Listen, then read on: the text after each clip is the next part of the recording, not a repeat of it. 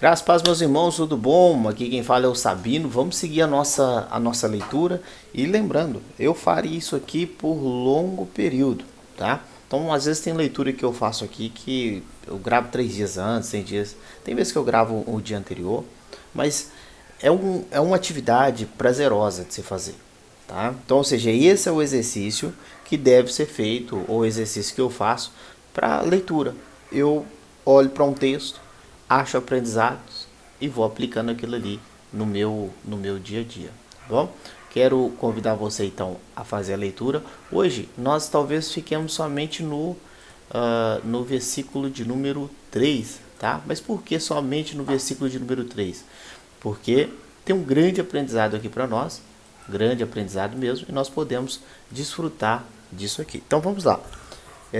João capítulo de número 13, versículo de número 3. Primeira coisa que você precisa pensar é: nós temos aqui um importante ensinamento nesse texto. O que seria? Nós precisamos saber nossa identidade, de onde que nós somos, de onde que nós éramos, quem nos tornamos, para onde nós vamos, quem nos tornaremos. Isso facilitará muito a nossa visão de mundo, a nossa visão de vida e das situações da vida. Então, esse texto aqui, João 13, 3, ele vai trazer um ensinamento semelhante. Porque Jesus, por exemplo aqui, ele vai dizer o seguinte, olha, veja aqui, Jesus sabia que o Pai havia colocado todas as coisas debaixo do seu poder e que viera de Deus, e estava voltando para Deus. Assim levantou-se da mesa, tirou sua capa, colocou uma toalha em volta da cintura. Então aqui é a prévia daquela passagem que Jesus lava o pé dos seus discípulos. Mas veja que o texto, João, por exemplo, ele vai dizer o quê? Jesus, ele sabia, tá? Jesus sabia. Então por esse texto que nós vamos ver como que nós podemos colocar firme a nossa fé para nós não sermos abalados aí por qualquer situação. Então, veja bem, primeira coisa, o contexto aqui nós já sabemos, última ceia, tá? Ou os últimos momentos de Jesus com seus discípulos. O diabo já havia colocado no coração de Judas para trair Jesus. E isso nos faz, então, entender, irmãos, que além de Jesus ele saber que o Pai tinha colocado debaixo, todas as coisas debaixo do seu poder, ele sabia também que o diabo havia colocado no coração de Judas essa intenção de lhe trair. E aí eu te pergunto, Jesus se abalou por causa disso? Não. Jesus perdeu o seu propósito por causa disso? Não. Jesus desistiu por causa disso? Não. Ele prosseguiu. Ele sabia que aquela hora era necessária, ele sabia com que morte que ele tinha que morrer, e um pouco antes nós sabemos que o Judas já tinha decidido trair Jesus.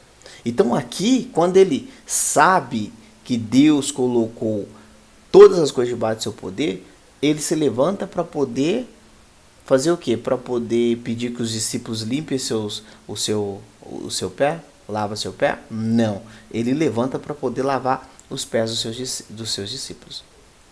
Amanhã ou na próxima leitura nós vamos falar sobre essa questão do lava-pés. Mas agora, veja bem, Jesus então, ele sabia que o Pai havia colocado todas as coisas debaixo do seu poder, e que viera de Deus e que estava voltando para Deus.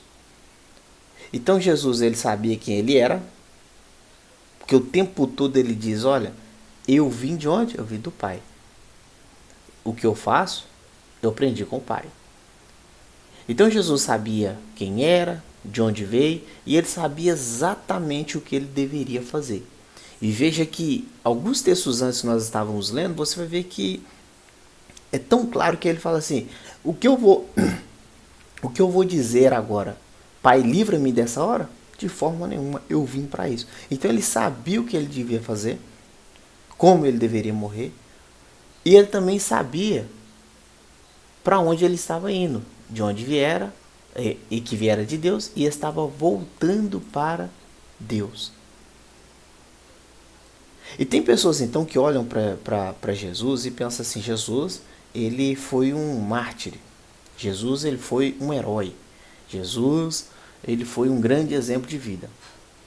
Mas veja bem, Além de tudo isso, Jesus, ele sabia que ele era o redentor do mundo.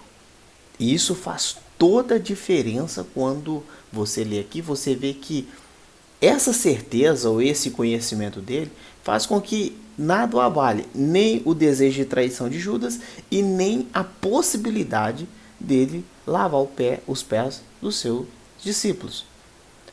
Aí você deve estar pensando, mas por que nós estamos falando sobre isso? Primeira coisa então que eu quero dizer para você é, saiba quem você é e o que a Bíblia fala sobre você.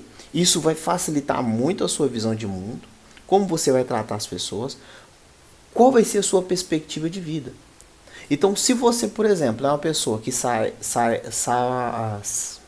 claramente de onde você veio, olha, eu estava perdido nesse mundo, debaixo da potestade do maligno, o Senhor Deus me salvou, me libertou, então eu sei de onde eu vim, eu sei agora quem eu sou, e eu sei que há uma vida eterna preparada para aqueles que amam a Deus. Então, essa certeza, esse conhecimento vai fazer com que você não precise correr atrás do vento. Essa certeza vai fazer com que você não precise perder tempo com as coisas desse mundo. Essa certeza vai fazer com que você não morra ou não se abale quando você for humilhado por alguém. Porque simplesmente você sabe quem você é e para onde você vai. Você sabe exatamente que as leves e momentâneas tribulações desse presente século não podem comparar com a glória que há de vir. Então veja, o que eu aprendo com esse texto aqui, olhando para Jesus, é: se eu sei quem eu sou, logo a vida ela se torna mais completa, ela se torna mais útil, ela se torna mais simples. Isso não é motivo de soberba, mas é motivo de humildade.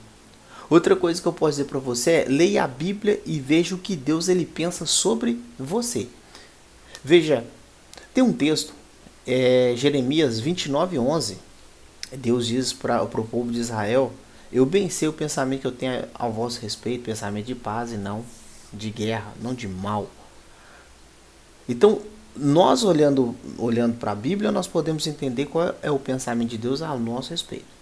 Nós em Cristo, irmãos, a visão de Deus ao nosso respeito é uma visão de salvação, é uma visão de perdão, de justificação. Nós fora de Cristo, nós somos inimigos de Deus. Veja que a Bíblia, então, ela deixa claramente o que você pode ser fora de Deus e o que você pode ser em Deus. Então, lembre-se de onde você veio, pense nisso, reflita olhando, porque você sabe que você veio de um caminho de pecado, mas o Senhor te salvou e te deu vida. Então, outrora, nós éramos governados pelos príncipes do mal, mas agora nós somos governados por Cristo. Nós éramos governados pelo pecado, agora nós somos governados por Cristo. Então, você sabendo identificar a vontade de Deus, você sabendo identificar o pensamento de Deus a seu respeito, o que vai acontecer com as suas decisões? Elas vão ser decisões sábias, elas vão ser decisões boas. Por que isso? Porque basicamente você consegue identificar a vontade de Deus, você consegue ter a sabedoria de Deus, você consegue dar passos corretos. O que eu vejo de pessoas no meu dia a dia que tomam decisões erradas, são imaturas e pessoas muito mais experientes do que eu, mas eu percebo que falta nelas o conhecimento da visão de Deus a respeito delas. Então elas ficam correndo atrás do vento, elas se perdem. Agora, o que eu posso deixar para você como reflexão é: pergunte para Deus hoje qual é a vontade dele para a sua vida. E Deus, ele te falando isso, você precisa ser humilde para poder aceitar e seguir. Siga o exemplo de Jesus. Saiba de onde você é, para onde você vai e faça o que tem que fazer. Foque naquilo que te dá vida. Não foque naquilo que te abala, naquilo que te atrapalha. Então, às vezes a pessoa fala que você é feio, que você é isso, você é aquilo, e aí você se abala. E veja, se você souber quem você é e para onde você vai, irmão, tudo fica melhor. Então, saiba que é um lugar de descanso para o povo de Deus, saiba o que te espera, saiba o Pai que você tem e viva. Uma coisa que eu posso dizer para você também é: não olhe ou trate as obras de Jesus apenas como Jesus foi um herói, um exemplo de vida. Veja que aqui Jesus, ele está dizendo o seguinte: olha, o Pai havia colocado todas as coisas debaixo do seu poder. Isso aqui faz toda a diferença, porque às vezes você pensa assim: olha, mas Jesus foi um herói, foi um grande homem. Não, Jesus, ele é o Redentor do mundo. Ele é o Redentor. Então não trate ele como um herói, como uma pessoa importante. Ele é o Redentor do mundo. Ele tem sob o seu domínio todo o poder e autoridade. Para finalizar, eu queria dizer para você o seguinte: não deixe que nada externo tenha poder sobre o seu homem interior. Não deixe que o externo abale o seu homem interior. Você pode estar pressionado, você pode estar desanimado, mas saiba quem você é em Deus. Saiba a sua identidade. E aí você vai ver que o seu homem interior, mesmo o seu homem exterior, mesmo a sua carcaça, que ela enfraquecendo, ela sofrendo, o seu homem exterior ele envelhecendo, o seu homem interior ele se renova a cada dia em Cristo, porque você, assim como Cristo, sabe o propósito de Deus para a sua vida, sabe a sua identidade. Tudo bom? Deus abençoe a sua vida. Muito obrigado pelo seu tempo.